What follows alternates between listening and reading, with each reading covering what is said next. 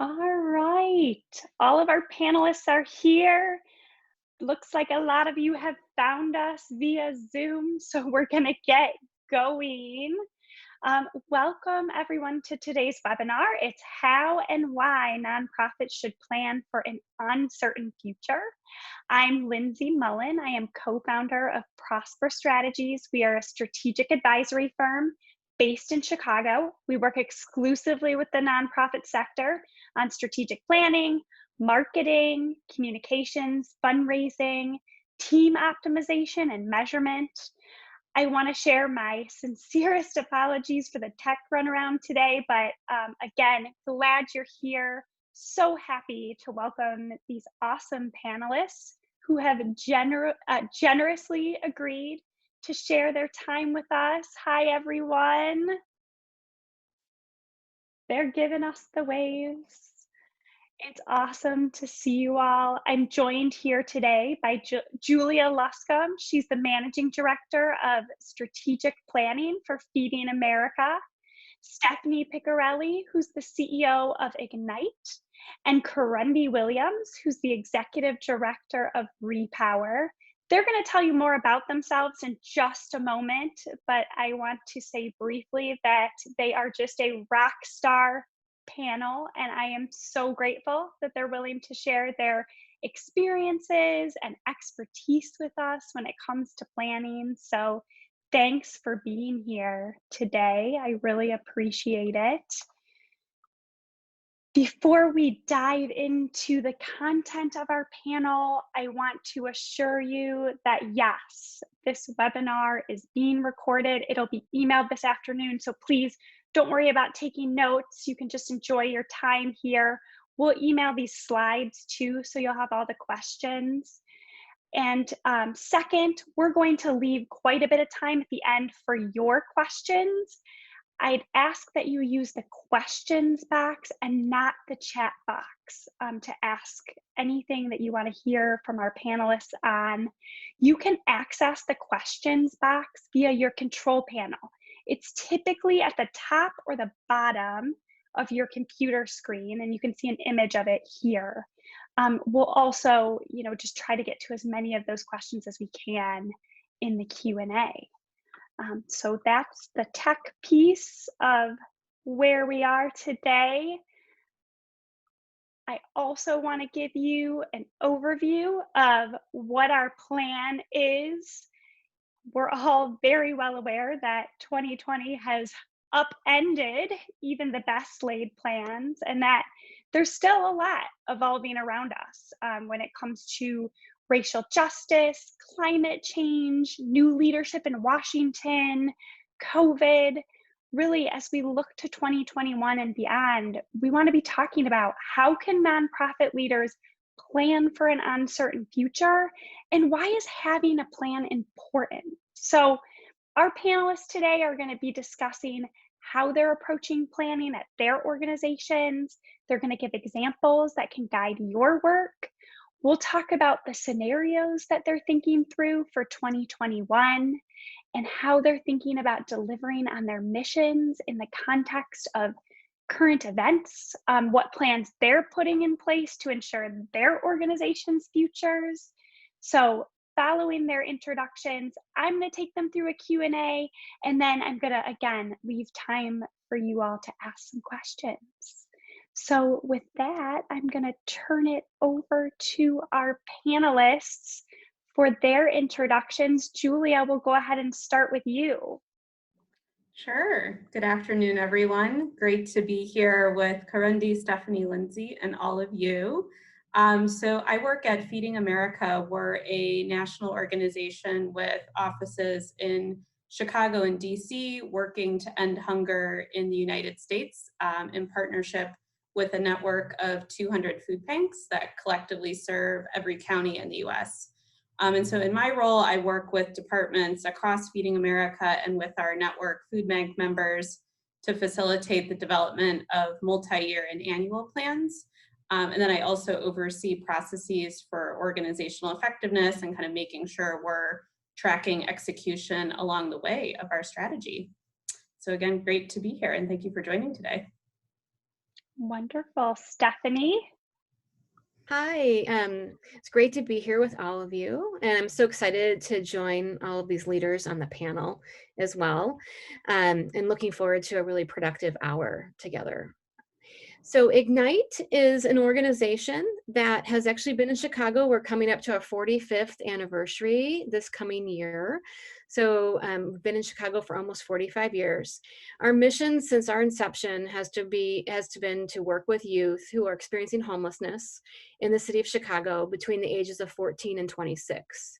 We provide housing on site in one of our facilities, and then we also provide drop-in resource services for young people throughout the entire city of Chicago in the historic Rosenwald building. Annually, we've worked with about 500 young people who are experiencing homelessness throughout Chicago, and our mission has been to help them move forward and create a future that's not only filled with all of the opportunities that all young people should have, but also helping them on a path to never need another program again, and to be able to fully live into their futures and build a support system. We like to say moving from survival mode to resilience, and helping them become what the whole world needs them to be. That's a little bit about Ignite. Wonderful. Karundi? Everyone, thank you so much for having me on this panel. I'm excited to be here. This is such an interesting and important topic, so I'm happy to be a part of the panel. I'm Karundi Williams, Executive Director for Repower. And Repower is a national nonprofit. We're a training and capacity building organization. And our renewed mission is to build power in communities of color. We train the entire spectrum of the movement. We train folks who want to engage in politics, either as a candidate or running for office. And we also train individuals who want to do advocacy work. And so we are a nonprofit that believes in investing in our people and using organizing as the center of what we do. So we are all over the country, and we have an office in Minnesota, but we're largely a remote organization with staff all around the country. So happy to be here and happy to share more about us as we go through this conversation. Fantastic. So excited to hear from you all. With that, I want to dive straight in here to our discussion. The first question, I really want to hear from all of you on this one, and that is, does your organization have a strategic plan? And if so, can you tell us a little bit about it? So, Julia, let's hear from you on this one first. Sure. We do have a strategic plan and are working to incorporate quickly a lot of the learnings from our COVID response. So our vision is a hunger-free America as measured by improved food security in the United States. And we've identified kind of 4 outcomes or strategic pillars where we know we have a role to play in improving food security. And those are feed, increased access to nutritious food for the people we serve, nourish, making the healthy choice the easy choice, empower, addressing financial security with partners to get at the root causes of hunger, and then unite, activating the general public and driving more action in the movement to end hunger.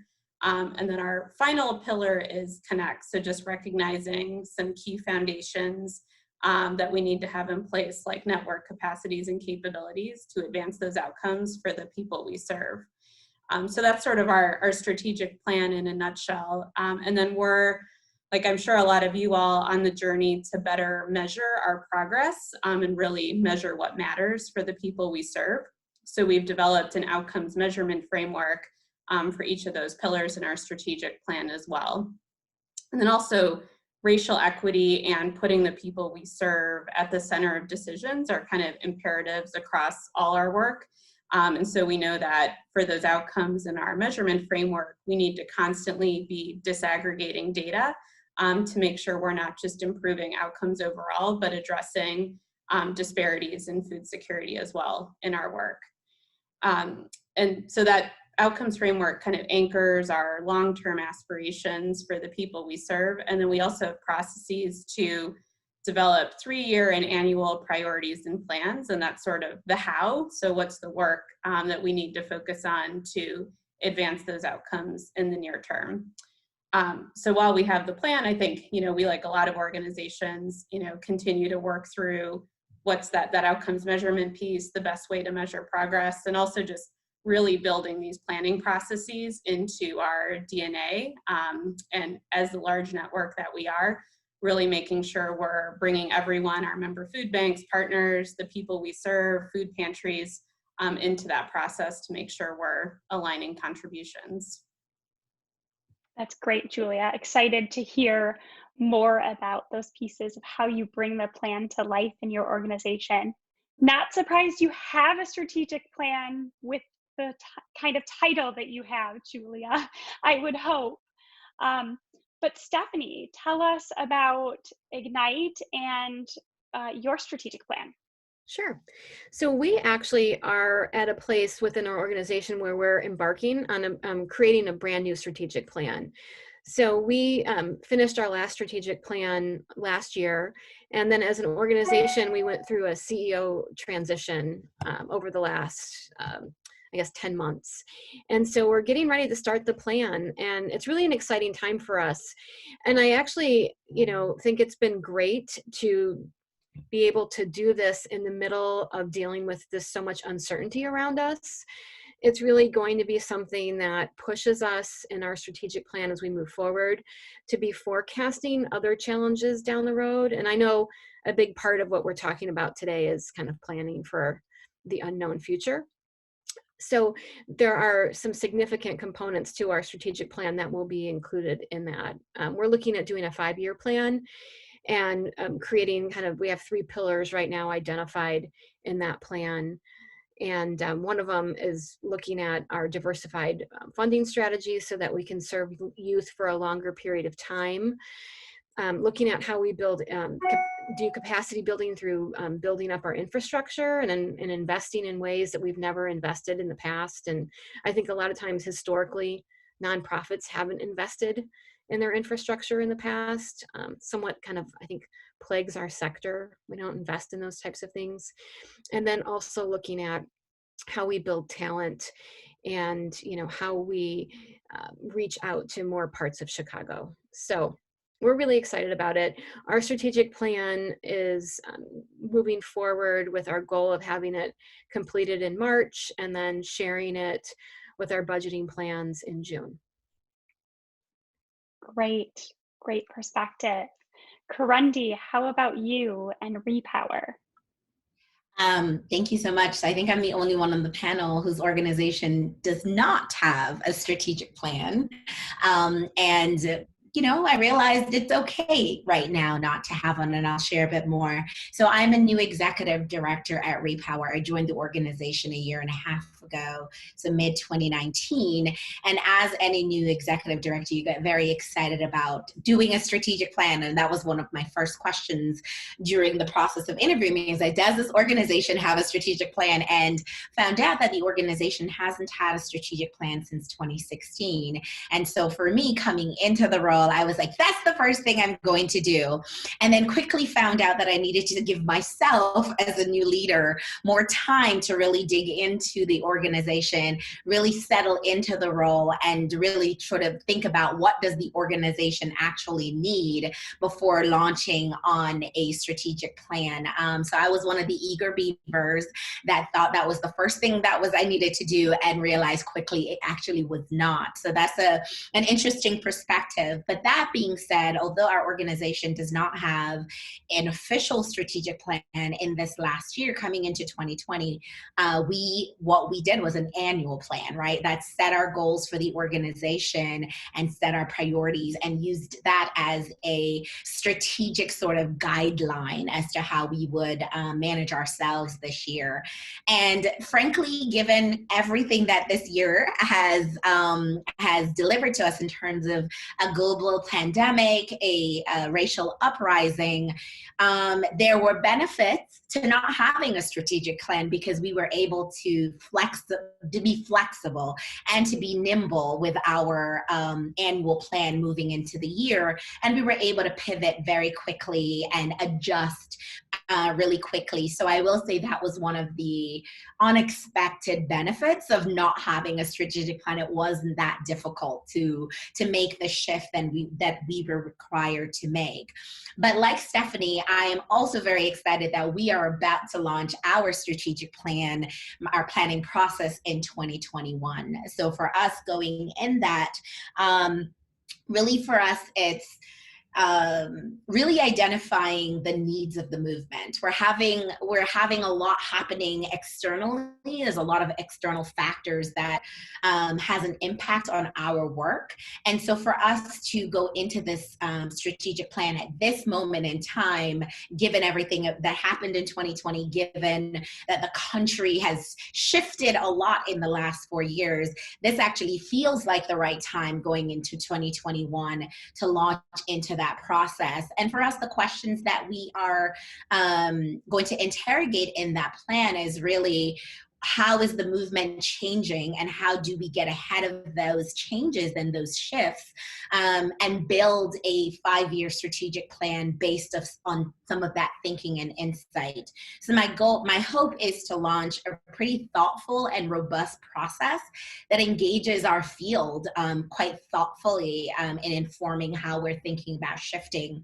A big piece of that is how organizing has shifted given COVID. So the lessons that we're learning from 2020 around being able to organize our people without being able to engage them in person is really one that I'm excited, again, that we didn't have a strategic plan, because we are now having to really reimagine how we do our work. And because we're a training organization, we typically do our trainings in person. And this year we had to go to all virtual trainings. So for us, there is a lot of lessons to take from 2020 and reimagine our work and our business model as we look out for the next 5 years as we develop this plan. So just wanted to share those pieces as being so important to what we learned this year, to launching on that process. Yeah, so wonderful to have some real on the ground perspective, but it really does sort of beg the question, why even plan when there's so much uncertainty? I mean, Karendi, you just talked about how not having a plan actually was to your benefit this year. So Julie, I'd love to kind of hear, why have a plan in place? Sure. So I think planning and sort of scenario planning specifically in moments like this allows us to proactively communicate potential needs and then bring partners, supporters along and make sure we have the resources lined up to respond to different scenarios. So an example of that is we did some modeling work with the data we had available with COVID, and are estimating that over the next year, 50 million people could become food insecure, and that there could be a gap between demand for charitable food and supply of about 8 billion meals. And so as part of our scenario planning process, we've identified some actions that could help to reduce that gap, like policy solutions. And our hope is obviously that 8 billion gap scenario doesn't play out, but assessing and communicating the gravity of the situation in that way has allowed us to kind of move others to action and quickly and communicate the urgency of the situation. I also think that planning helps to drive focus in a moment of crisis and make sure we're focusing on the right things. So I kind of think about planning during a time of uncertainty as triaging the activities across the organization. So, it can be a really quick process to think about what are the things we need to continue, what's new work that we should start right now to help us accelerate impact in the moment, and what are no regret things that we know we should focus on despite the uncertainty. And then what are those things that we should pause on or let go of given this new environment, and what are resources we should be deploying elsewhere? I think if you don't spend that time planning in moments of uncertainty, you kind of risk inertia keeping folks working on some things that aren't critical path. Yeah, and it sounds like what you're saying is having a plan in place lets you make quick pivots and good decisions as opposed to throwing spaghetti at the wall and seeing what sticks. That's great perspective. Steph, do you have anything to share? Yeah, sure. So, one of the perspectives that we've been looking at when it comes to planning is really identifying what's the core foundation of who we are and what we do and what we have to ensure that we do regardless of the external factors. And I think for us, what we've learned is that, especially now during the pandemic, is that when you have a plan in place that is focused on your core services, we're a 24/7 operation. So, we don't have a lot of give for hiccups here and there because we are always operating. So we stayed operational through the entire pandemic, the shelter in place. I mean, our staff are essential workers. They had to come into work, and all of our facilities stayed open. So what we really have learned is that the plan to ensure that our foundational services aren't affected is important to have in place, because then there will be external factors that will kind of punch at your plan a little bit, in the sense of challenge that plan. And so our plan really made ensure that we kept doing the things we needed to do. And then I think that, like everyone has mentioned so far, is that you do have to pivot and you do have to look at what needs to shift, what needs to change. I think that, in the sector that we operate in, there can be a lot of fires to put out all of the time. And, we have found that the best way to be able to kind of put fires out is to make sure you have a plan that incorporates that as well, that there will be fires. And so it pushed us to be able to look at our systems and our infrastructure and say, when an external factor is challenging our plan, what backups do we have in place in our plan for those types of things? So, from a staffing perspective, I'll give you an example.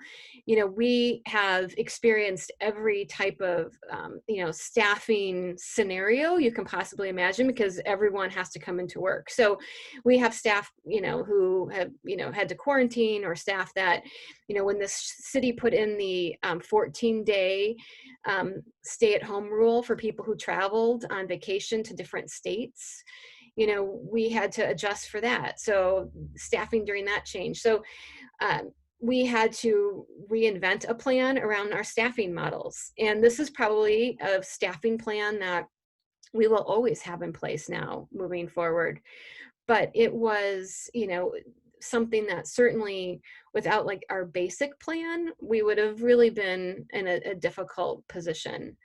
I think from a financial perspective, having a real strong financial plan has really helped us pivot. We had to cancel our major gala fundraiser in April, which was, to the tune of, we usually bring in about $350,000, which is almost 10% of our, individual giving. And so we did have a plan to raise that. And had we not had a plan before the shutdown happened, we would have really been behind.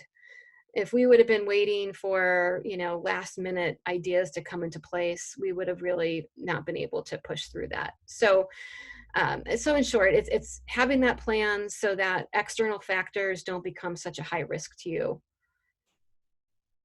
It's really one of the biggest lessons that we've learned. That's great. Very helpful to our audience. And Julia and Steph, you've dove into this a little bit.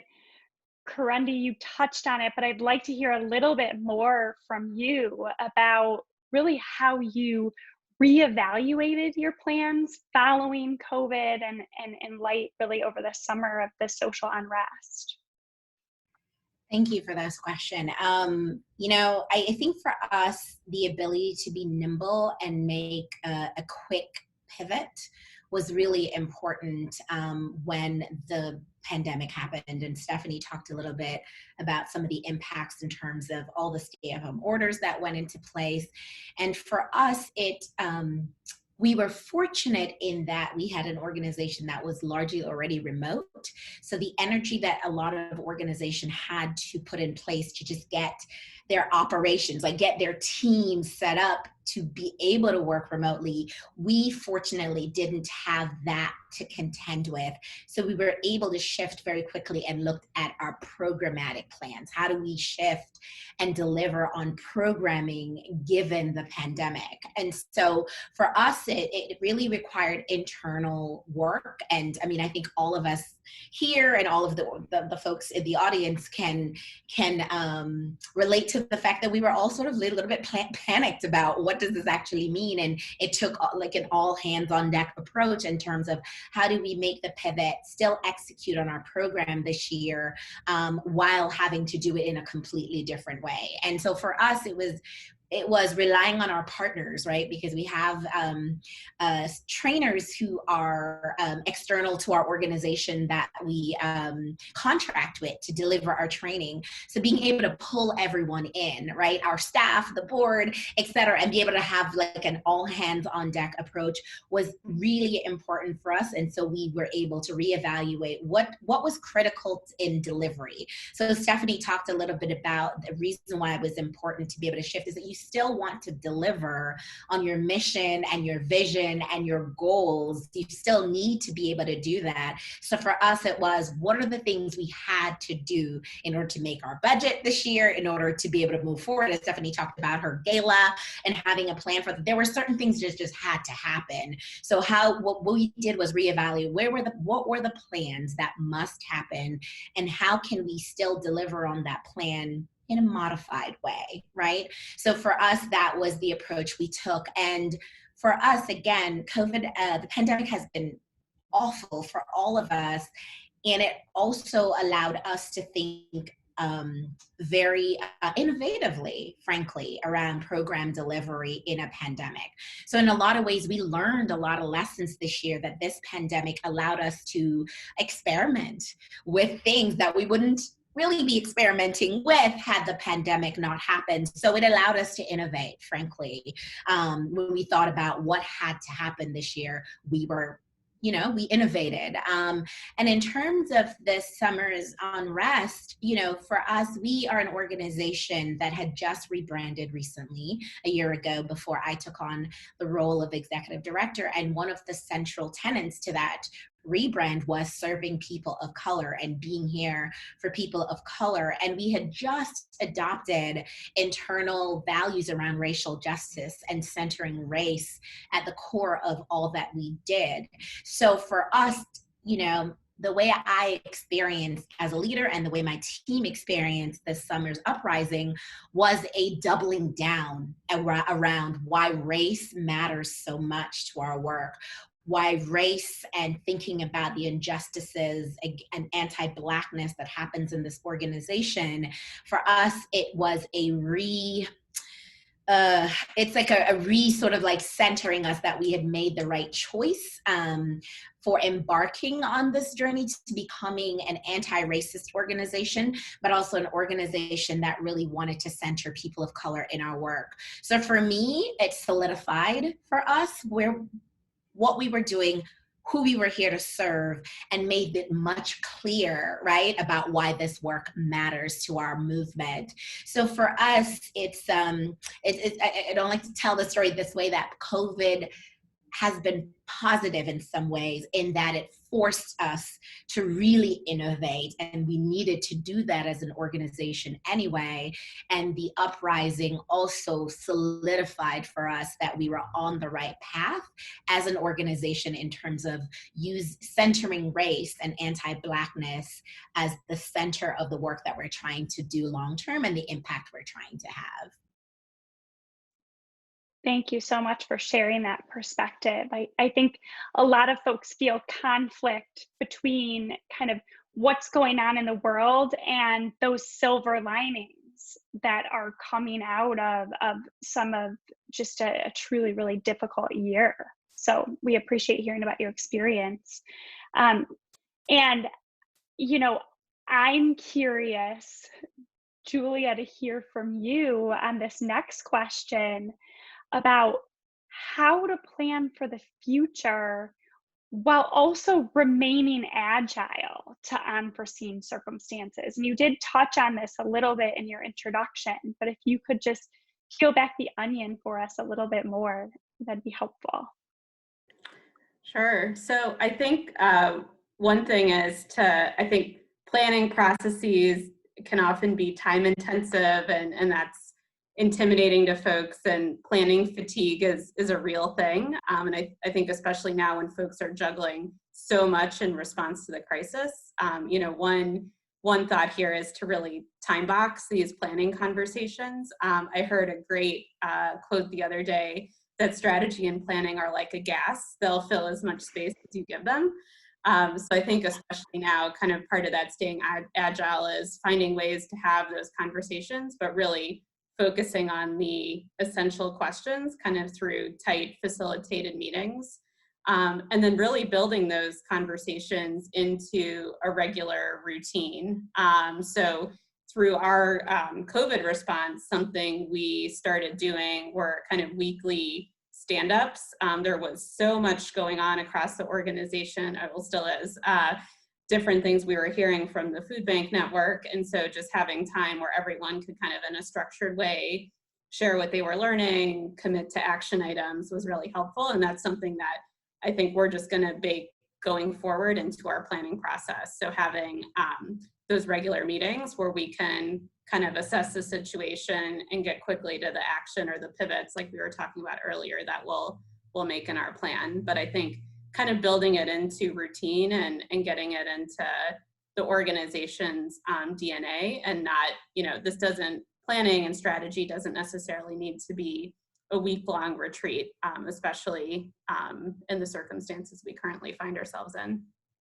So do you host like regular meetings? Do you have like some sort of scorecard? How do you really hold people accountable to a plan after it's created? Yeah, that's one of my favorite, love that question.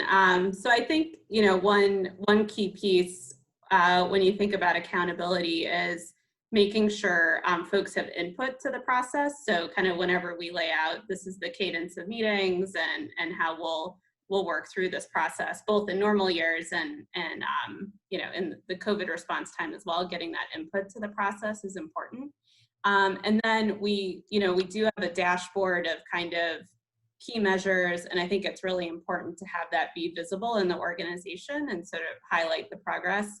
Back when we were in the office, we would post the dashboard and progress around the office, and are finding ways to do that virtually.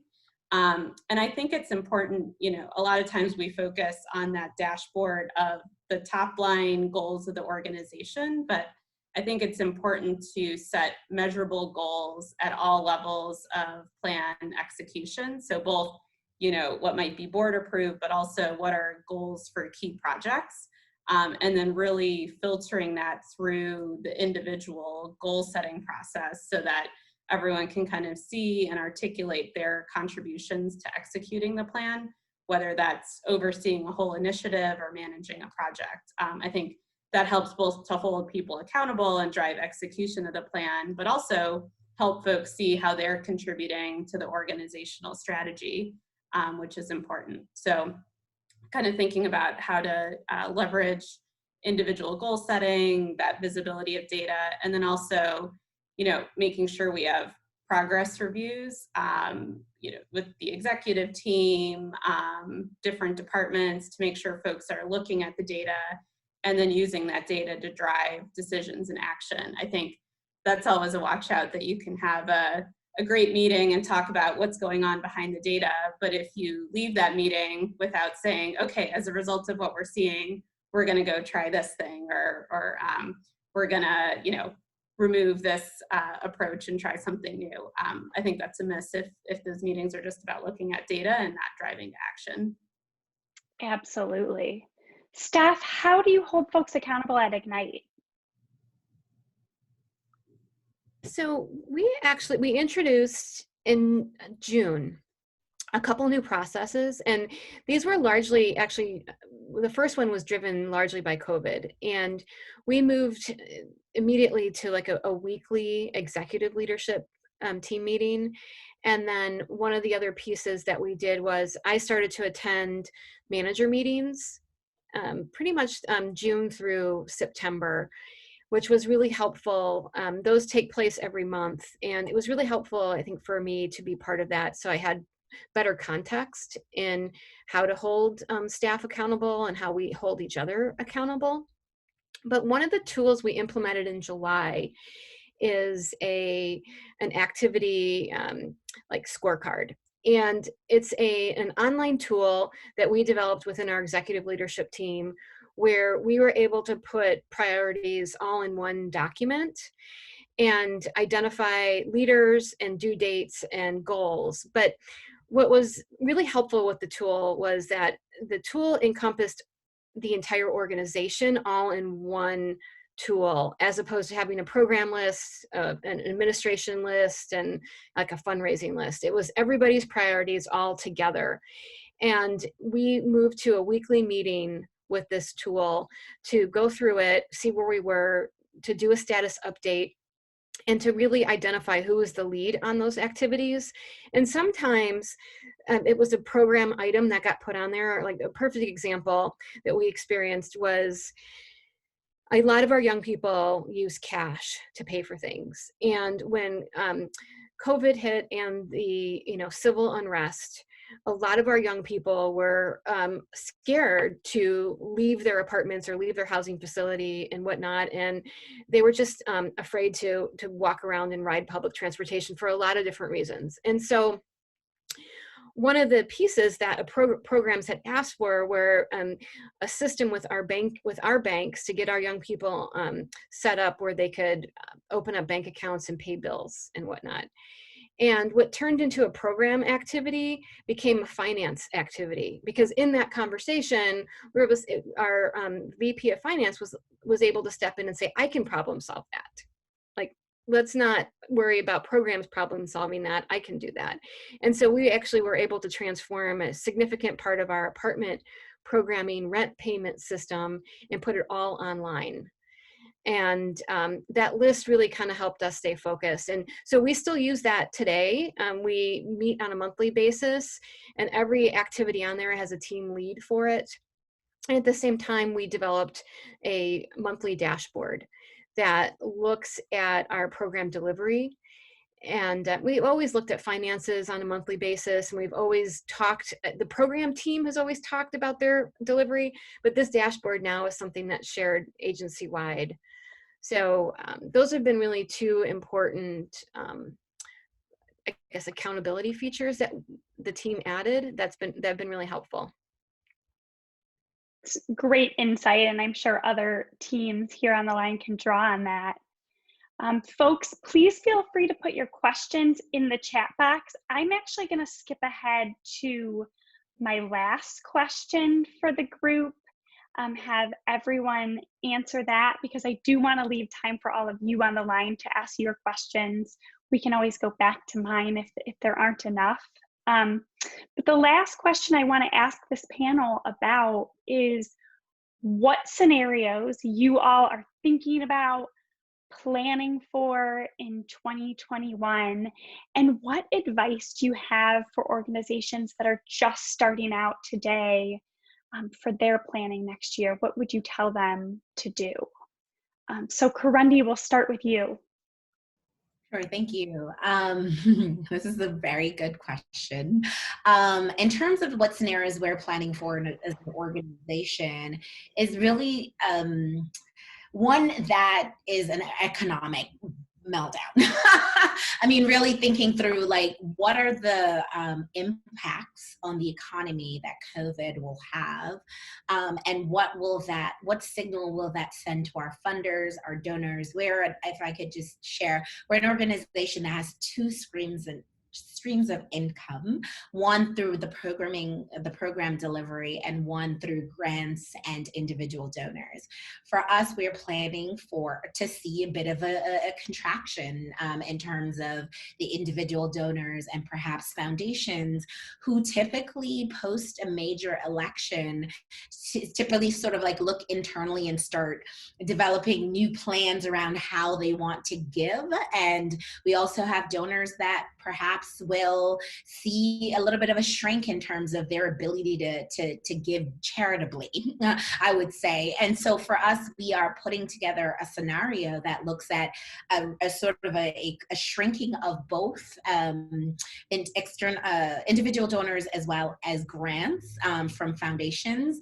And that require us to really look at our second stream of income, which is how we deliver programming and really planning for a scenario where we may have to do more programming in 2021 in order to offset the impacts of that we expect on the individual and the grant side. So that's one scenario we're putting in place. A second scenario is also, we know that in major electoral years, donors perhaps give a little more, spend a little bit more in an electoral year in terms of my business and my industry around training and capacity building across the country. So we're also expecting a shrink and a decline in terms of that. So that's one big piece of our 2021 planning, is really imagining that we may lose funding in some areas that we've planned for before.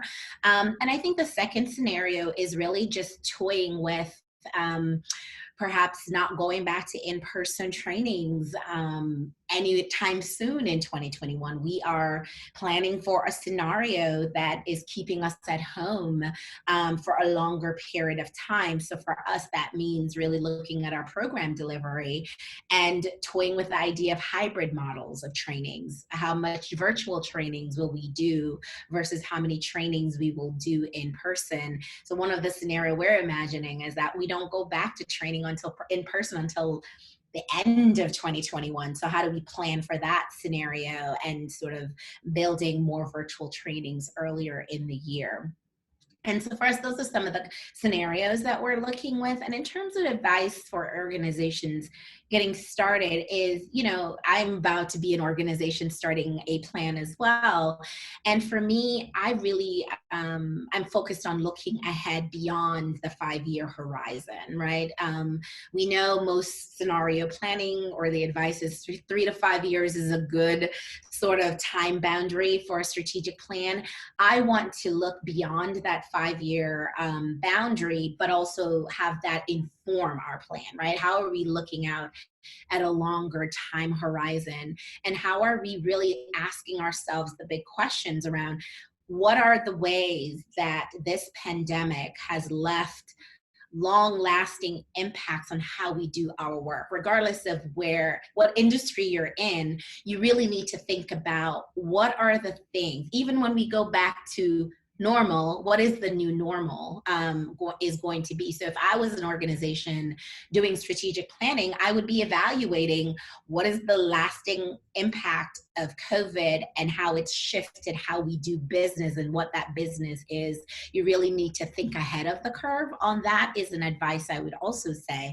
And the last piece I would say is, while you can have a strategic plan, it is important to remain nimble. It is important to be flexible within that plan. And so even with I think Stephanie and Julia said, even within having a long-term strategic plan, there were annual planning and prioritizing and goal setting that happens, right? So I guess a strategic plan is, for me, it's about your larger mission and vision and how you do your work. And the annual planning is allowing you to be flexible, to make the shifts when they're necessary.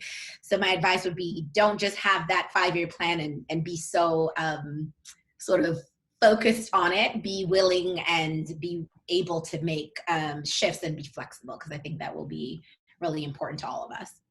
Absolutely. Your fellow panelists are nodding their heads in agreement. It's so true. Steph, would love your perspective on this question. Sure.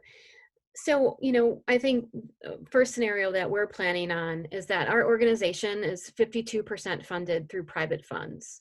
So our scenario that we're planning out for is that this will be a stream of revenue for us that will be probably more challenging to bring into the organization for a couple of reasons. One, we've been heavily dependent on events to raise a lot of that individual private funding. We're planning on no return to large events for a long time. And when I say a long time in this world, a long time seems like 2 years from now, but probably for 2 years from now, not moving to a place where we don't know if it'll ever go back, where you have a 500-person gathering again. So we're planning on that in our scenario as we move forward. We're planning on the fact that our economy could become much more challenging from a jobs perspective, and that with a loss of income and a loss of jobs and continued increase in unemployment, that individual gifts will be affected by that. So from a private funding standpoint, those are the two pieces that we've put into our plan and the scenarios we're looking at. We're also looking from a programmatic perspective that, we're an organization, as I mentioned, that is helping young people who experience homelessness come out of survival and to move to resilience. And while housing is a big part of what we do, our housing model is set up in a way where young people ultimately can be taking over the lease of their own apartments. So while we operate on a spectrum that starts in an emergency mode and like very low threshold housing with a young person who's coming to us who is, living in an abandoned building, our hope is that they stay with us until they can have their own apartment. We know for that transition to take place, that economic stability has to be part of that. And what we have noticed this year is that economic stability for our young people has taken a hit for a lot of reasons, mainly because their sector of entry-level jobs have been dramatically hit because of COVID. Entry-level positions, service positions, the hospitality industry, service in general. So we're looking at how do we we're planning on our model having to shift and focus to come up with different ways to help our young people get to that financial and personal resilience that look different than they looked in the past. So those are really, to summarize, kind of two major parts and two major scenarios that we're planning on. And I think the advice that I would give to everyone is to, when you're embarking on a plan, is to really discipline yourself not to look at the tasks in the plan, but really be thinking about where is it that you want to arrive and work backwards from that. Because I think that whenever my experience has been when we talk about strategic plans, people start coming up with a lot of ideas like, well, let's do this, let's do that. And I think we've had to be disciplined to say, okay, but where do we want to land? What does that look like? And what's kind of that bigger picture? And then let's let that drive the tasks. And so I feel like, I'm like a broken record every time we have these conversations. I'm always like, okay, but let's go back to where is it that we want to go? And like, let's stop coming up with to-dos and tasks right now. And let's look at like, what is it that we want to become at this, given time. Our plan's a 5-year plan, but I think, again, like Karundi said, like you have to think way beyond 5 years. So. Yeah, that's great. Julia, last but not least. Sure. So I think the big scenarios we're monitoring are potential increase in food insecurity and the need. It really took 10 years from a food security standpoint to recover from the 2008 recession. And so because of COVID, a lot of that progress has been undone. So, with what we're learning about unemployment and poverty, how do we think food insecurity is going to play out in the coming years? What geographies might be most impacted? Which food banks might need more support? And then on the food supply side, something we're closely monitoring is about a third of the food we distribute comes from USDA federal commodities. And the trade-related food purchase and distribution program is going to expire this year, which would cut by 50% the food we get from federal commodities. So really doing a lot of work to advocate for more federal commodities and think about different strategies and scenarios for securing more food to meet the surges in demand.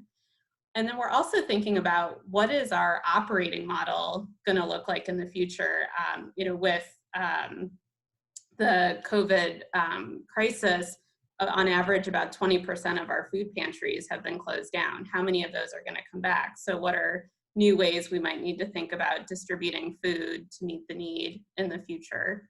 And then also disasters. So on top of everything going on with COVID, we're always, our network of food banks are playing a huge role in disaster response, and hurricanes have been on the rise, wildfires. So supporting our members and making sure they're factoring that emergency response planning and have plans in place to respond to that on top of everything else. And we know those disasters will likely continue to increase, unfortunately.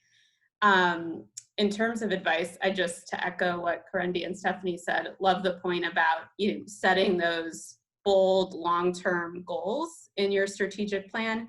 And that's really, I think, a way not just to set a vision for the organization, but to articulate these are choices we're making. So we're going to focus on these things. This is what we're about, and these are things that partners will do, and we might work with partners to advance this portion of our goal. But I think setting that long-term clarity for your teams is so important, and then completely agree that those annual plans are where you can be flexible and make choices in a given year about what's most relevant to advance that long-term goal.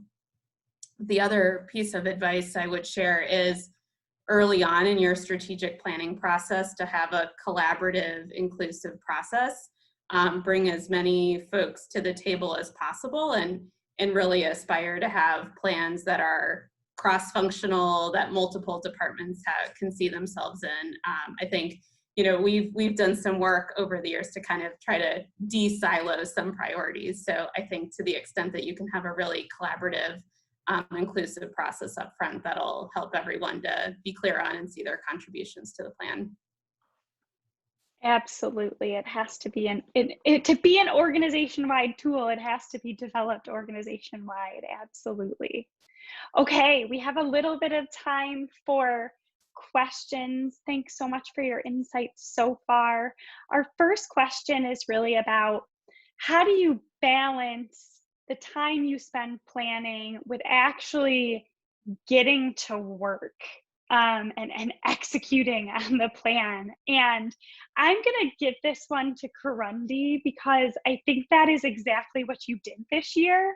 So if you want to talk a little bit about that, I think it'd be helpful to our audience. Yeah, no, that's a really good question. And I think that was the part about planning that I didn't really enjoy, is that there's so much conversations that have to happen and then work is actually happening at the same time.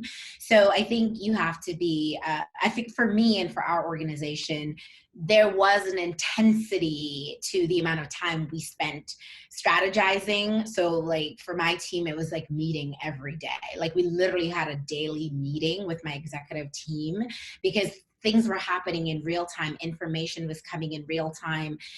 Just as an example, we had an in-person training planned for March, which is one of our largest trainings that we typically do.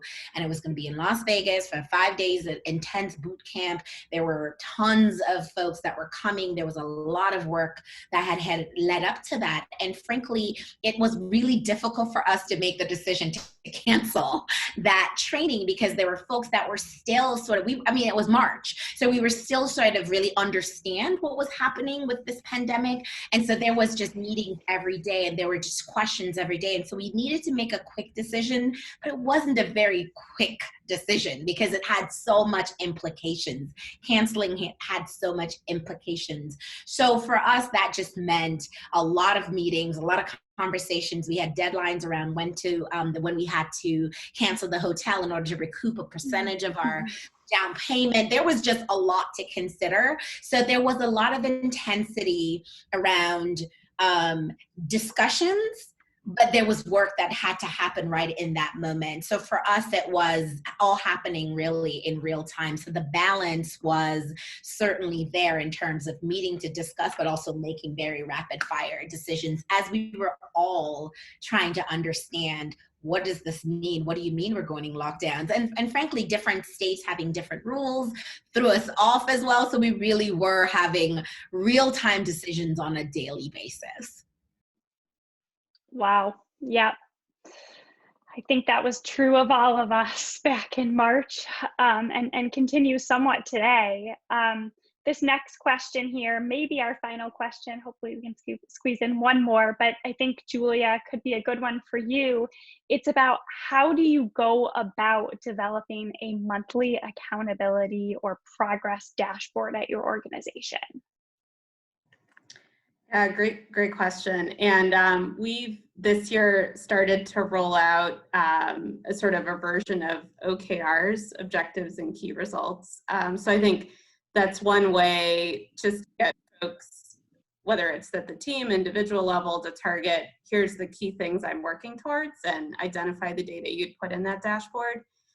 I think first, for us, it's a process of what are the measures we really want to focus on. And so that's both, what's approved by our board, and then also other measures identified by teams through that OKR process. And then putting a process, we have a data and analytics team, which I know not every organization has, but putting a process in place where, whether it's just a monthly email that's due by a certain day where everyone regularly is reporting on their progress, and then someone synthesizing that, and it could be a slide or a Tableau dashboard. And something that's been helpful for us too is sometimes we don't have the measure in place yet. And so thinking about the dashboard as not just being measures, but also kind of key milestones or deliverables. So like, we'll get this done by this day with a green, yellow, or red. So I think getting creative about the ways of reporting progress and just having that process in place to get that data updated monthly, and then also publishing it and making sure it's visible to the organization and in a lot of different places. Great. Yeah, you mentioned OKRs. Those are definitely growing in popularity. There is a website, it's called Measure What Matters, and it has some good examples of other nonprofits using OKRs, if folks want to check that out. Okay, I'm going to do one last question here. Someone asks about, in the last several years, really hearing about organizations shifting towards an 18-month or 3-year strategic plan so that they can stay nimble. But she or he or they are hearing you talk about 5-year strategic plans. So how do you sort of balance those recommendations? What is the ideal length of a strategic plan? Steph, you want to take that since you're doing a 5-year? No, that's a good question. And I think that every organization is different. So I don't know if there's like a magic number that you should focus on. I think you have to look at what your organization, where you've come from and kind of where you want to go.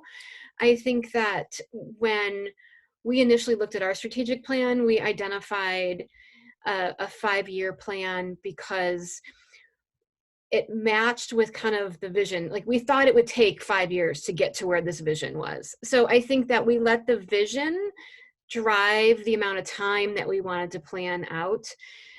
And I think that was kind of that's how we arrived at that. And so instead of coming up with just a number for number's sake, we said, okay, what does that big picture look like for us? And we think, okay, let's look at the 5 years it will take to get to that place. I do think that there are some organizations where a shorter strategic plan might be the best fit. I worked in a startup nonprofit that I co-founded back in 2007. And it was, it was startup in every way you can imagine. We were volunteer staff members and we had a board of directors. So we had no paid staff. And so, our first strategic plan was like a 3-year plan, because it was just, okay, we could envision where we wanted to be in 3 years on the ground. So let's move in that direction, because there were so many unanswered questions we had because we were in that startup place. So that was, I've kind of lived in both of those worlds. I think a lot of maybe larger organizations with infrastructure and possibly funding and endowments and whatnot can look at a 10-year plan. They may have a lot more unanswered questions about their foundational kind of supports, where they can really look at that 10-year piece and there aren't as many variables. Absolutely. Very helpful. Thank you to all of you today. I want to keep us on time. It's 2:31, so we're going to wrap. Unfortunately, we didn't get to all of the questions, but we will try to address those through content and other media moving forward for you all. But I want to give a big thank you to our panelists for their time, to everyone who attended. Um, this was a wonderful discussion, and we look forward to continuing it next year. Onward and upward, everybody.